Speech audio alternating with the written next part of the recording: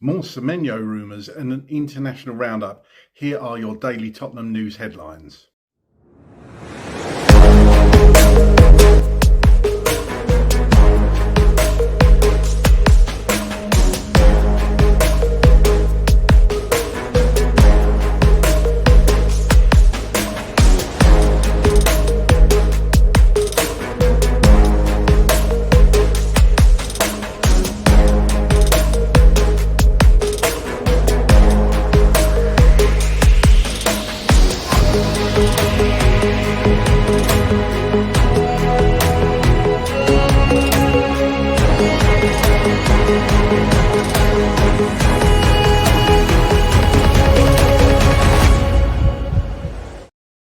Hello, welcome back to the channel. My name's Craig and here are your daily Tottenham news headlines where I'll be going through all the latest news, rumours and reports. If you're watching on YouTube and are not already a subscriber to the channel, please consider doing so. Like, share and comment below. And if you're listening on an audio platform, please do hit that follow button and leave a review if you can. And if you do have a spare moment, of course, please do vote for us at the Football Content Awards 2025. All of the details and links are below. Okay, let's get into it. Sports Mail state that according to a report from Team Talk, Spurs are the most interested in signing Antoine Semenyo, but they want to properly assess the level of competition before committing to a bid.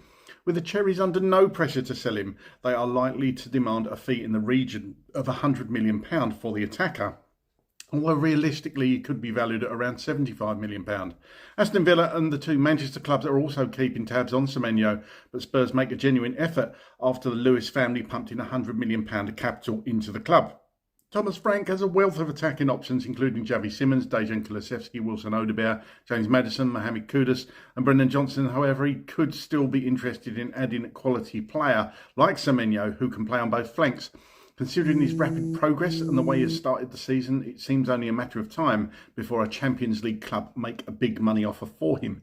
Liverpool are reportedly weighing up a move for the Ghanaian, with sporting director Richard Hughes known to be an admirer after he signed him for Bournemouth when he was their sporting director. The interest from the Reds may come as a big surprise to many, considering they spent over £300 million on signing Alexander Isak, Florian Wirtz and Hugo Ekitike to bolster their forward department.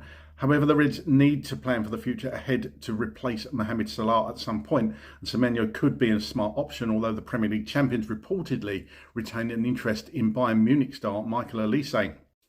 Pat Matasar Senegal enjoyed a resounding 5-0 win in South Sudan to put them on the verge of securing a spot at the 2026 FIFA World Cup on Friday afternoon. After his crucial winner in the comeback 3-2 victory over DR Congo last time out on the international stage, the midfielder was rewarded with a starting place to earn his 34th cap and played the full contest in what was the penultimate qualifier for the current leaders in Group B. Pepe's namesake Ismail Assar scored the only goal in the opening 45 minutes at the Jabba Stadium, and the visitors pressed home their advantage in the second period as Sadio Mane netted a minute after the restart and Sarr doubled his tally 8 minutes later. Nicholas Jackson converted his spot kick on the half-hour mark, and Sheriff Ndai opened his international account to complete the scoreline in the 76th minute, with Senegal now one win away from confirming their place at next summer's World Cup finals. Pepe's nation sit 2 points above group rivals DR Congo and Mauritania in the concluding qualifier on 14th of October, 8 p.m. UK time. Elsewhere, Richarlison came off the bench to earn his 53rd cap as Brazil matched that result with a 5-0 away victory over South Korea in an international friendly, with Spurs legend and former teammate Heung-min Son breaking his nation's appearance record in the process. European qualifiers for the World Cup. Well, it was a mixed night of mixed emotions for Lucas Bergvall, who made his first ever start for Sweden, but it ended in the 2-0 home defeat in Switzerland in Group B. Granit Xhaka scoring from the penalty spot and Johan Manzambi scoring deep into the second half stoppage time. Lucas played 85 minutes on his 5th cap for the Swedes, who remain winless at the bottom of the group and host Kosovo on Monday evening. Elsewhere, Jamie Donnelly was an unused substitute in Northern Ireland, produced a stunning 2-0 home win over Slovakia to really spice things up in Group A. A first-half own goal from Patrick Horovsky and Trihume was on target to ensure the 3 points, which means both nations, plus Germany, who Northern Ireland hosts next on 13th of October, are all locked on 6 points each after 3 games played. Okay, here's my thoughts on those stories today. Bit of a light news day today, but we still report it and still bring you the news. Semenyo, obviously this one keeps keeps coming up. And I think it's going to rattle on and on and on, to be honest with you. I don't actually think that we will sign Semenyo, or Bournemouth will actually let Semenyo leave for anybody in January. I could be wrong, but they're going to want to hold on to their best players. Of course they are.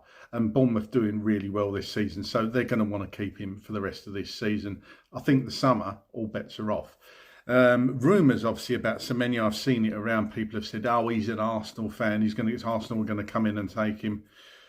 Look, we've been burned by that Eze debacle in the summer, haven't we? All getting excited about Eberici Eze coming and then him going to the club he supports. I actually, people got really annoyed about that. I get it. Eze's an Arsenal fan. If it was me, and I was going to be, I'm not sure, I'd probably look to sign for Arsenal, even if I was a professional footballer, but there you go. I like to think I wouldn't anyway. But, and then if Tottenham came in for me, I'd jump at it. So I don't actually blame Eze for that at all. But do we want this to happen again with Semenyo? Does lightning strike twice? Possibly. Knowing Spurs luck, definitely possibly. But I don't think that should put us off going for him just because this lad's an Arsenal fan. We have signed Arsenal fans in the past. But Semenyo would be a huge, huge statement signing. He would be a statement signing. And it would really show that intent by the Lewis family that they want to go for players like Semenyo. I definitely think we should be looking at this. It sounds like we are, keeping close tabs. And then perhaps make a bid in January with loan him back for half a season, get there before anybody else. Because, Liverpool spent so much money on their forward line, Isak, Ekitike. They've got to replace Mohamed Salah. How old Salah now? 33, something like that? Still a brilliant player, but, he can't go on forever. And Salah uses his pace a lot, and obviously that goes. When you reach a certain age, still a fantastic player. Look, I'd have Salah in my team tomorrow. I'm just saying they're going to need to replace Mohamed Salah. Yes, they're looking at Elise, but he hasn't been at Bayern that long. Are Bayern going to let Michael Elise go? That partnership he's forming with Harry Kane this season is phenomenal. So Liverpool are going to be sniffing around. And I could see Semenyo choosing Liverpool over Spurs if push come to shove. But that's why Spurs need to act fast. So let's hope Spurs can get this deal done. If they're really serious about it, let's hope they can go in for it and get it. But, he's going to be mentioned in many of these reports going forward. So, let's all buckle up and get used to that because it's going to really heat up towards January. The European qualifiers, obviously, there's a little bit of news there for you. Lucas Bergvall making his first ever start for Sweden is good news. It seems like that manager doesn't really fancy Lucas Bergvall. Is it John Dahl Tomasson in charge of Sweden? Doesn't really fancy him for some reason. I think you can't stop ignoring him, that's for sure, because we all know as Spurs fans what a fantastic player Lucas Bergvall is. Pat Matissar, obviously doing fantastic things for his country. Jamie Donnelly, things don't seem to be going very well for Jamie at the moment. That loan deal is not working out for him, and I just do wonder whether Jamie Donnelly gets recalled along with Mikey Moore, perhaps in January, and other loans are found for them. Such a shame for Jamie. I think Jamie's a fantastic player. Had a really good season at Leyton Orient last year. Of course, making that playoff final, not quite getting over the line. And I really thought Jamie was going to push on, but it's just not worked out for him this season. But let's hope he can get another move in January and then just restart his career because I think he's a phenomenal player, Jamie Donnelly. As I say, not many stories out there today. But get down in the comments. Let me know. You might want to talk about something I haven't spoken about today. By all means, do that. I do read the comments. So, as I say, get down there. Let me know how you're feeling right now as a Spurs fan. And as always, come on, you Spurs.